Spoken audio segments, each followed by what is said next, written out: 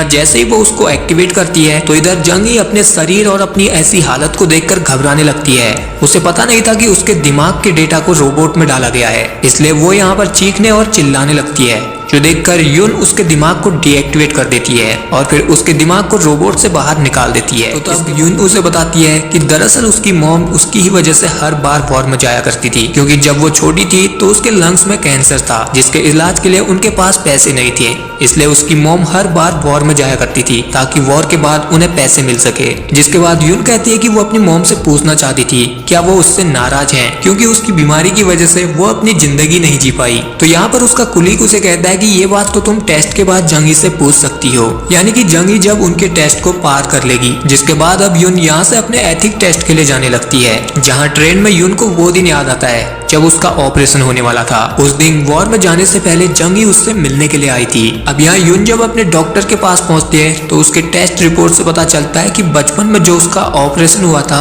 उससे उसका कैंसर पूरी तरह से ठीक नहीं हुआ था और अब उसका कैंसर उसके पूरे शरीर में फैल रहा है, जो देखकर डॉक्टर उसे कहता है कि उसके पास अब 2 या 3 महीने ही बचे हैं, इसलिए वो उसे अपने दिमाग को एक प्रोस्थेटिक बॉडी में ट्रांसफर करने की सलाह देता है, जिसे कि सरकार के द्वारा सारी मान्यता और अधिकार मिले हों। लेकिन यून के पास इतने पैसे नहीं होते कि वो अपने दिमाग को दूसरी बॉडी में ट्रांसफर कर सके। तो तब डॉक्टर उसे 2 और ऑप्शन बताता है, जिसमें से पहला था कि वो किसी प्रोस्थेटिक बॉडी में अपना ब्रेन ट्रांसफर करने के बाद शादी या आने जाने की आजादी या फिर बच्चा पैदा नहीं कर सकती, और दूसरा ऑप्शन था कि वो अपने ब्रेन डेटा को दूसरी कंपनियों को बेच सकती है और फिर वो लोग उसका जैसा चाहे वैसा इस्तेमाल कर सकते हैं।